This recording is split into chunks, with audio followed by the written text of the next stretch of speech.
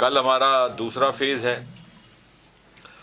पहले फेज़ का इलेक्शन हो चुका है और इलेक्शन के नुक्ते नज़र से मुझे दो ही बातें कहनी है। पहली बात तो ये कि this is the beginning of a new chapter in the history of democracy of Jammu Kashmir and the Kashmir Valley,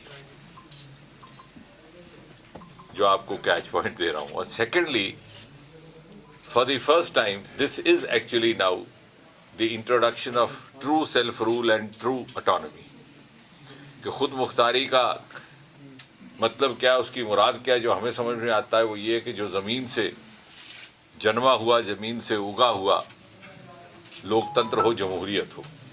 और पहली बार 73 वर्ष के इंतज़ार के बाद grass root democracy has got introduced into Jammu Kashmir and Kashmir. और जो लोग 30, 40, 50 बरस सेल्फ रूल और ऑटोनॉमी की बात करते रहे, उसकी दुहाई देते रहे, I hope this will be an opportunity for introspection for the common masses also. That this is true self-rule, rule of the self of the people, not rule of self. And खुद मुख्तारी या autonomy ज़मीन से आए हुए नुमाइंदे की। And therefore it is not only a political election, it is also a great pledge and a determination on the part of the Modi government to make the people of Jammu and Kashmir realize and be benefited with the same privileges and advantages of grassroots democracy which are available to people in the rest of the country. District development council, जैसे हम सब जानते हैं, पहली बार constitute हो रही है और पहले फेज में लगभग we had an average about 50% of polling from the valley. In some areas 40%, 45%, so it was hovering around that 40-45. Jammu region it was higher. But what is more important is if you compare it with the polling percentage during the Lok Sabha election last year. And I hope someone amongst us will try to understand, analyze and make others also understand and make us also understand why this rise in polling percentage. और कहीं ऐसा तो नहीं कि people had got disillusioned with the dynastic approach with which the Lok Sabha and Assembly elections were being contested and the candidates being selected. और उसकी वजह से लोगों के अंदर डेमोक्रेटिक एस्पिरेशन जो थी वो डिसइल्यूजनमेंट में चली गई। अब वो फिर से उस तमन्ना ने अगड़ाई की है। So this is an aspirational outlet which has been provided through local bodies, through local self-government, and is a reflection of people's increasing enthusiasm जब उन्हें लगता है कि हमारे में से ही निकल करके हमारा कोई नुमाइंदा होगा। So they feel more involved in the electoral process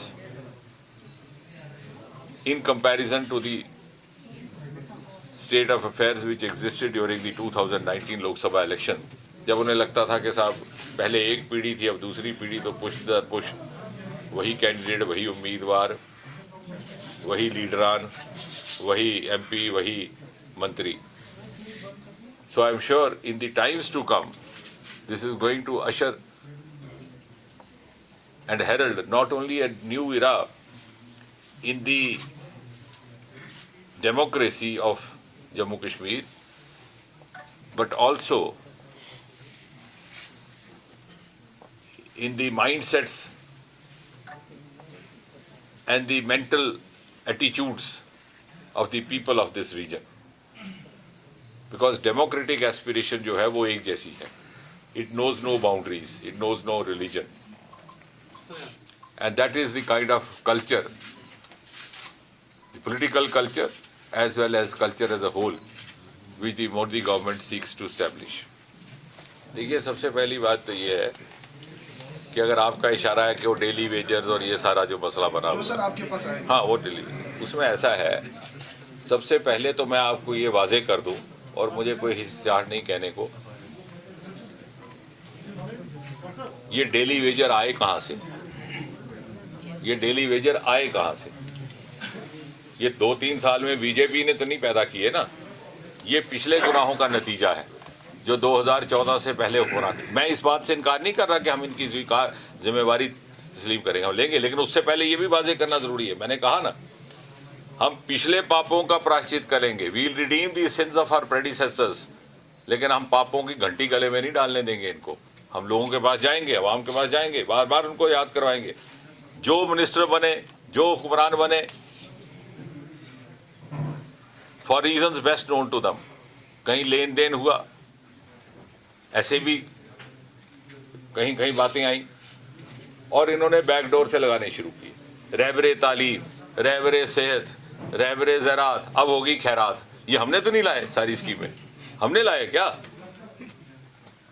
क्योंकि हम जो लाएंगे वो तो वही होगा जो मोदी जी और अमित शाह की जो एक लाइन है, because we are a national party, we can not flout rules and start initiatives on our own. एक मिनट, अब क्या हुआ कि जब सरकारें दूसरी आती थी, जब कोई नया मिनिस्टर आता था, वो नया तरीका ढूंढता था लगाने का और इनको कह दिया जाता था, because this is something, because we have to be very realistic, इधर आई कन्विंस देम और दे कन्विंस मी.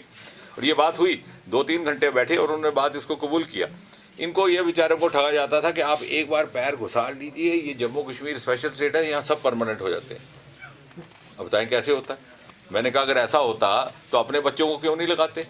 अपने बच्चों को तो रोशनी के तहत काम दिलवा दिया और दूसरे के बच्चों को कहा तू डेली वेजर घुस जा, 2000-6000 में बाद में मुस्तकिल हो जाए. अब हमने इसकी जिम्मेवारी ली है कि we are sorting it out. कल जो इन्होंने डॉक्यूमेंट रिलीज किया मैनिफेस्टो, उसमें कि इनको किस तरह से रेगुलराइज किया है, लेकिन इसमें बड़ी सारी पेचीदगियां हैं. अगर आप सीधा सीधा एक ब्लैंकेट ऑर्डर निकाल दीजिए कि all of them are confirm, तो जो नौजवान बेरोजगार बाहर बैठे हैं वो जाके कोर्ट में स्टे ले आएंगे. So that also has to be worked out. In fact we are working overnight to redeem the sins of our predecessor. और दूसरा जो आपने कहा इंडस्ट्री का, ऐसा है कि that policy is already in place and very soon you are going to see the outcomes. बीच में ये कोरोना का दौर आ गया, 8-10 महीने हमारे इसी में गुजर गए. आपको याद होगा कि पिछले जो लेफ्टिनेंट गवर्नर थे मुर्मू साहब, उन्होंने एक सिलसिला शुरू किया था, investors outreach programs. He conducted one in Delhi, one in Chennai, one in Hyderabad, Mumbai, इस तरह से. And there is a beeline of investors and entrepreneurs, both in the health sector, in the non-health sector, the food sector. I was amazed, even the fruit sector, not fruit of but also food.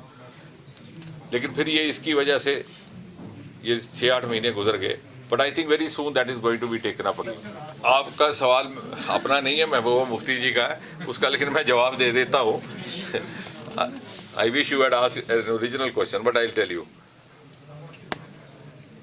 क्या होता है, किसी सियासतदान का कहा हुआ सवाल बनाओ ना, तो वो सियासतदान का मोटिव होता है, फिर वो अपना मोटिव अलग होता है. लेकिन मैं बताता हूँ आपको, China has not come on Indian land. पहली बात तो ये, let this go on state. This statement itself is malicious, unfounded and not from any official source. एक बात सुनिए सुनिए सुनिए, तभी मैंने कहा ना, आप किसी सियासतदान की स्टेटमेंट पे सवाल नहीं ना बेस करो, फिर वो उसका सवाल है, वो तो उन्होंने कहना ही है, लेकिन हमारा पैगाम मोहब्बत है जहाँ तक पहुँचे. अब दूसरी बात, जहाँ तक आपने उसको किसके साथ जोड़ा, पाकिस्तान.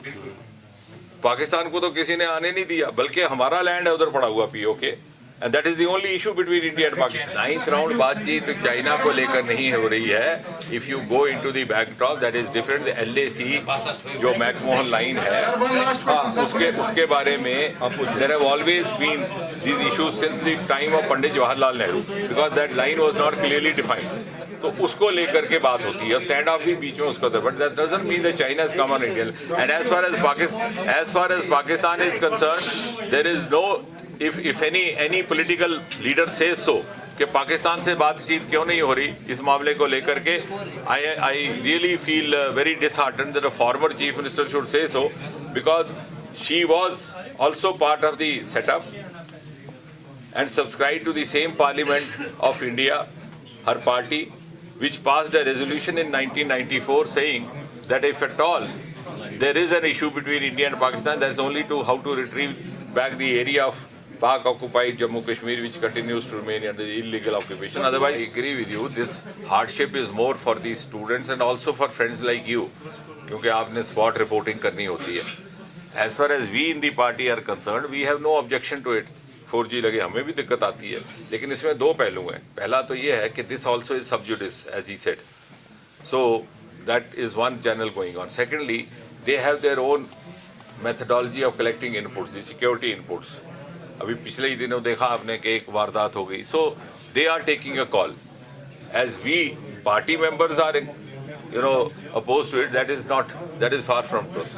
पहली बात तो ये है, थोड़ा सा मुझे माजरत चाहूँगा, ये एक प्रेस कॉन्फ्रेंस महबूबा मुफ्ती के ऊपर नहीं की हमने, इस इलेक्शन पर की. अब आप ही सुनो, आप ही के जैसे दोस्तों की वजह से ये गुपकार के लीडर खबरों में रहते हैं, नहीं तो ये 10% जीत करके लोकसभा में आते हैं.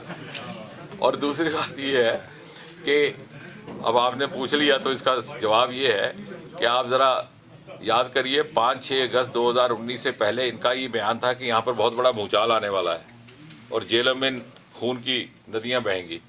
ऐसा हुआ क्या? नहीं हुआ ना. इसका मतलब जो ये कह रहे हैं वो भी नहीं हो.